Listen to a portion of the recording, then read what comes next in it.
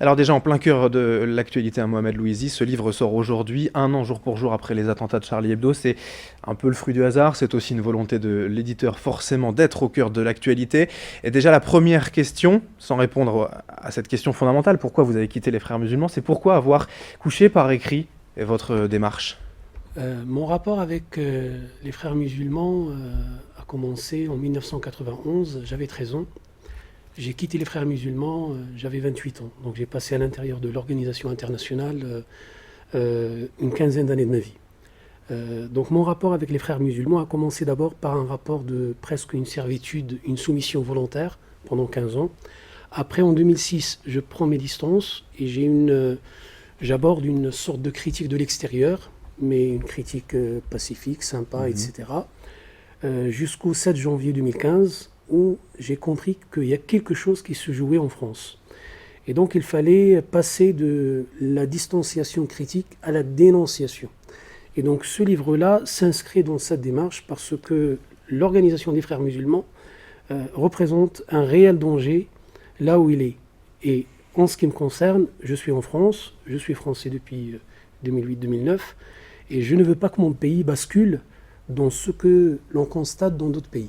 Qu'est-ce que vous dénoncez finalement? C'est l'islam politique des Frères musulmans? Alors, ce témoignage que j'ai écrit veut réaliser, on va dire, arriver à 3 objectifs principaux. Le premier, c'est d'expliquer.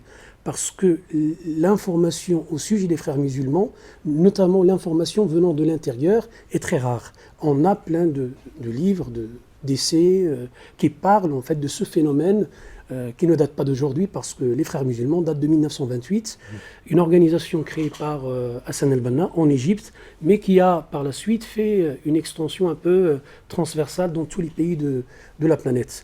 En France, les Frères musulmans sont présents depuis 1982, donc c'est pas quelque chose de nouveau, c'est très très ancien.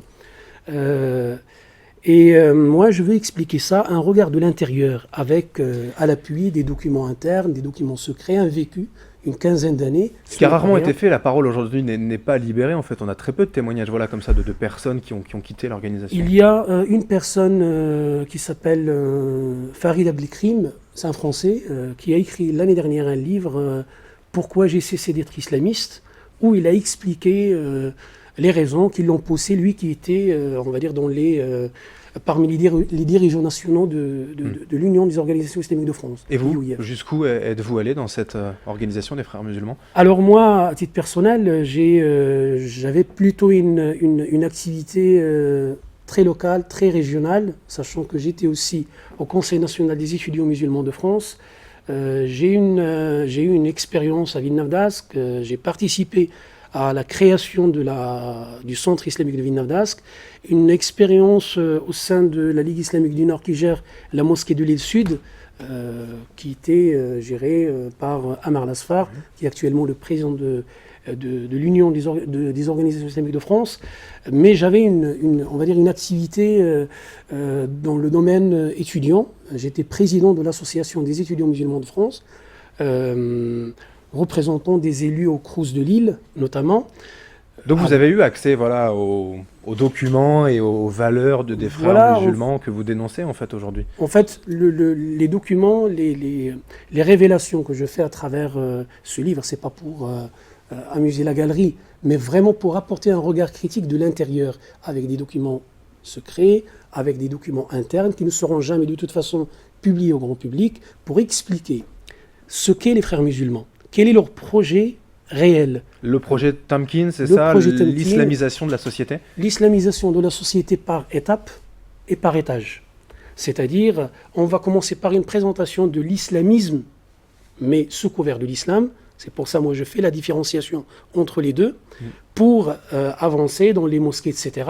Et puis après, une islamisation de la jeunesse, c'est là aussi l'un des objectifs du livre, c'est vraiment de dire, attention, on est en train d'instrumentaliser la jeunesse musulmane, en particulier pour un projet islamiste. Et ce projet islamiste souhaite peut-être dans 20 ans, dans 30 ans, arriver à quelque chose qui annexerait osons le mot, annexerait la République à quelque chose qui s'appelle l'État islamique. Ce projet vous a fait peur en un mot?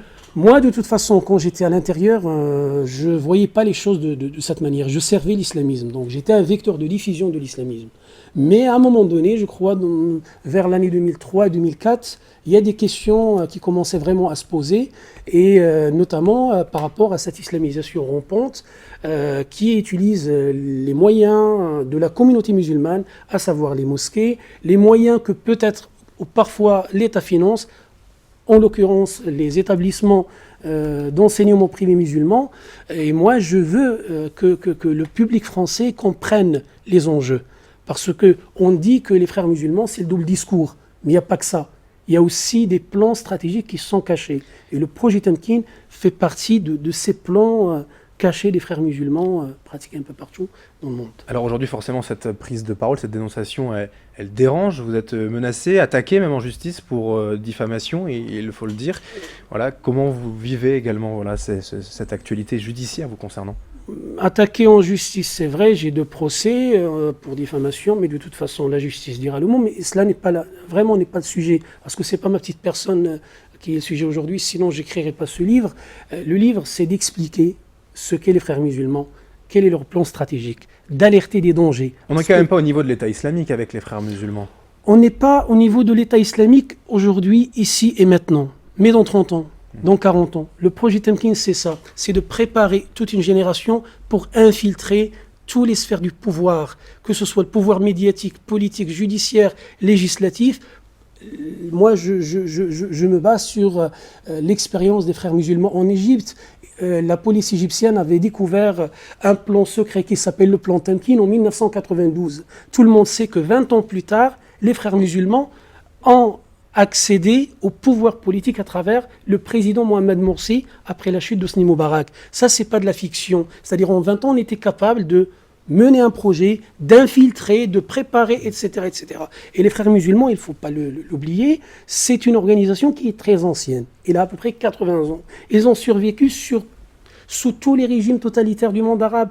Ils ont une certaine capacité à résister et puis à avancer tranquillement vers leur projet définitif. Que doit-on faire alors pour lutter contre cette islamisation de la société que vous dénoncez, contre les frères musulmans? C'est l'État qui doit intervenir? Alors il y a 2 niveaux. Il y a d'abord la communauté musulmane qui doit prendre conscience des dangers des frères musulmans pour son avancée républicain, son intégration normale dans un cadre laïque et démocratique. Elle doit d'abord amorcer ce débat interne. C'est un débat interne qu'on doit mener à l'intérieur de la communauté musulmane. J'ai quitté les frères musulmans, mais je n'ai pas quitté l'islam. Je suis musulman, je suis pratiquant et j'engage une parole réfléchie. Le deuxième niveau pour contrer les dangers de l'islamisation, c'est d'abord l'État.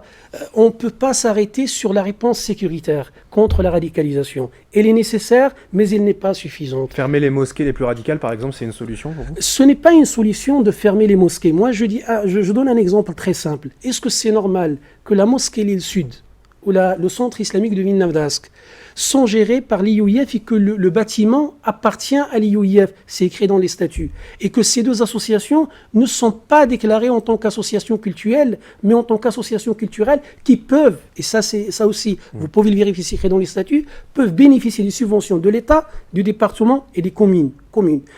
Quand on voit que le lycée musulman, le lycée Averroès, est financé par les deniers publics, et l'on sait très bien que derrière le lycée Averroès, il y a les frères musulmans, est-ce que c'est normal que l'État finance l'islamisation de la jeunesse qui va infiltrer par la suite les pouvoirs que j'ai cités tout à l'heure? Donc, il y a quelque chose qu'il faut faire. Et puis après, je reviens toujours à la communauté musulmane, c'est d'abord un travail sur nous-mêmes. Il faut faire la distinction entre 2 choses, la foi et le récit de la foi. La foi, la laïcité, la République la protège, mais le récit de la foi, il n'est pas sacré.